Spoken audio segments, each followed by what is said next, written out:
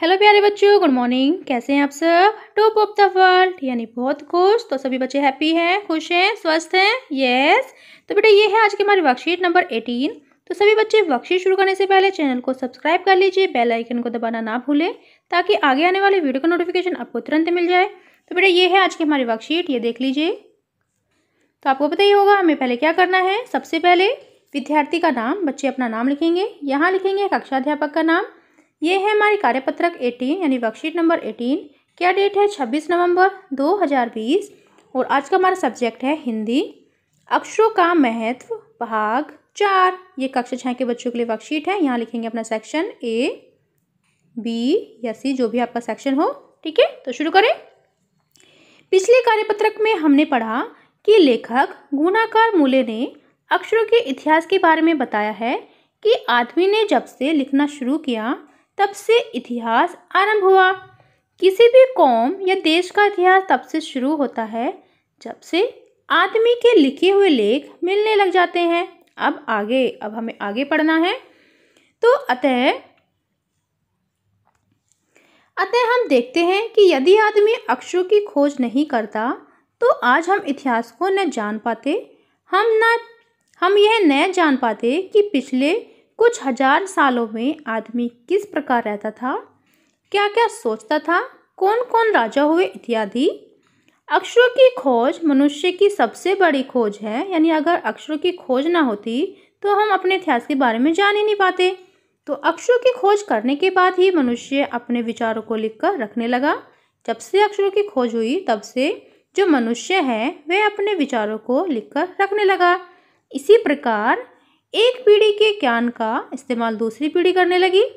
दूसरे अक्षरों की खोज करने के बाद पिछले 6000 सालों में मानव जाति का तेजी से विकास हुआ।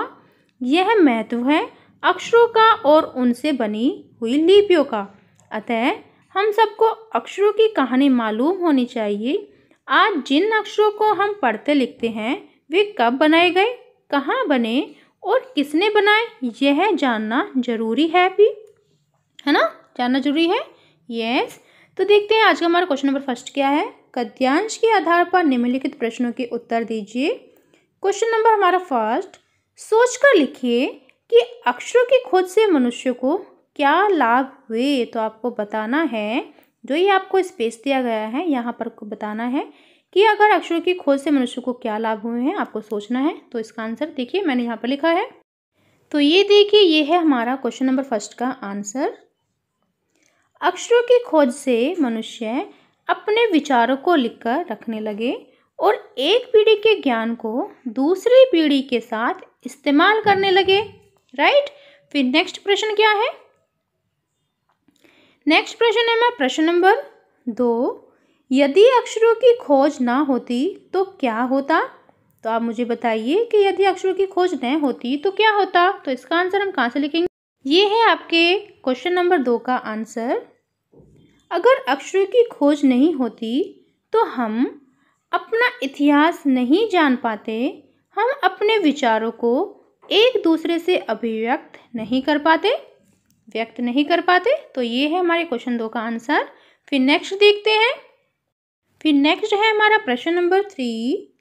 लिखित और मौखिक भाषा का लाभ हानि के विषय में अपने अपने दोस्तों से बातचीत करके लिखिए। ठीक है, तो इसका आंसर कहाँ है? इसका आंसर है, तो बेटा ये है हमारे क्वेश्चन नंबर 3 का आंसर। लिखित भाषा क्या होती है? इसे सीखना कठिन होता है। इसके माध्यम से हम इतिहास का पता लगा सकते हैं और अपने ज्ञान को और विचारों को लिखकर रख सकते हैं। ठीक है, ये है हमारी लिखित भाषा। और मौखिक भाषा क्या है? मौखिक भाषा, इसका प्रयोग हम अपने जीवन के दैनिक कार्यों में करते हैं और इसे सीखना आसान है। ठीक है, यानी मौखिक भाषा को सीखना आसान होता है। फिर नेक्स्ट क्या है? फिर नेक्स्ट है हमारा क्वेश्चन नंबर 4। वैसे तो संख्याएं संज्ञा होती हैं पर कभी कभी ये विशेषण का काम भी करती हैं। जैसे नीचे लिखे वाक्य में हमारी धरती लगभग 5 अरब वर्ष पुरानी है। जो हमारी धरती है वह 5 अरब वर्ष पुरानी है। सेकंड क्या है? कोई 10,000 साल पहले आदमी ने गांव को बसाना शुरू किया। तो इन वाक्यों में रेखांकित अंश यानी साल संख्या के बारे में विशेष जानकारी दे रहे हैं, इसलिए संख्यावाचक विशेषण है। यानी जो 5 अरब है और 10 अरब है, ये क्या है? ये है संख्यावाचक विशेषण। संख्यावाचक विशेषण का उपयोग उन चीज़ों के लिए किया जाता है जिन्हें गिना जा सकता है, जैसे 4 संतरे, 5 बच्चे, 3 शहर आदि। ठीक है, यानी जिसे हम गिन सकते हैं वो क्या होता है? वो होता है संख्यावाचक विशेषण। लेकिन अगर किसी चीज़ को नहीं गिना जा सकता तो उसके साथ संख्या वाले शब्दों के अलावा माप तोल का इस्तेमाल भी किया जा सकता है, जैसे 3 जग पानी, 1 किलो जीरा। ठीक है, तो यहाँ रेखांकित भाग परिमाणवाचक विशेषण है क्योंकि इनका संबंध माप तोल से है। जिसका संबंध माप तोल से होता है वो कौन सा होता है? वो होता है परिमाणवाचक विशेषण। अब नीचे जो लिखा है उसे पढ़ें और रिक्त स्थानों में दिए गए माप तोल के उचित शब्द छांटकर लिखिए। तो यानी आपको कौन कौन से शब्द दिए गए हैं? देखिए, प्याला, कटोरी, एकड़, मीटर, लीटर, किलो, ट्रक, चम्मच। तो आपको इनका प्रयोग करके आपको अपने रिक्त स्थान भरने हैं। जैसे यहाँ पर क्या आएगा? फर्स्ट 3 डैश खीर। तो यहाँ पर हम लिखेंगे, यहाँ पर लिखेंगे 3 कटोरी खीर, 3 कटोरी खीर। ठीक है, फिर नेक्स्ट क्या है? 2 जमीन। तो जमीन किस में होती है? जमीन तो एकड़ में होती है ना, तो यहाँ हम लिखेंगे 2 एकड़ जमीन। राइट। फिर नेक्स्ट 3 क्या है? 6 कपड़ा। तो कपड़ा किस में होता है? कपड़ा तो मीटर में होता है, तो 6 मीटर कपड़ा, यहाँ पर हम मीटर लिखेंगे। फिर फोर्थ क्या है? 1 रेत। तो यहाँ पर क्या आएगा? रेत, यानी 1 ट्रक रेत। ट्रक में भरकर रेत ले जा सकता है। यस। फिर नेक्स्ट क्या है? 5वां 2 डैश कॉफ़ी, यानी कॉफ़ी कितनी? चम्मच, 2 चम्मच कॉफ़ी, 2 चम्मच। ठीक है, 2 चम्मच कॉफ़ी। फिर नेक्स्ट क्या है? 5 बाजरा, यानी 5 किलो बाजरा।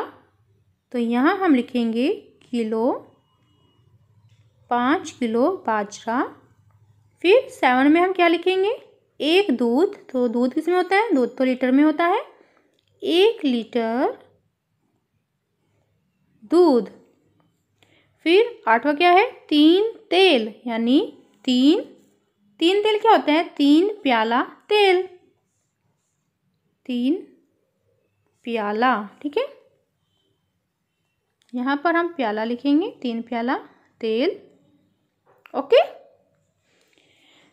फिर नेक्स्ट क्या है? कोविड के संदर्भ में उचित व्यवहार संबंधी संदेश। नियमित रूप से अपने हाथों को साबुन और पानी से धोइए। तो बेटा ये थी आज की हमारी वर्कशीट, सभी बच्चे इसका रिप्लाई करेंगे।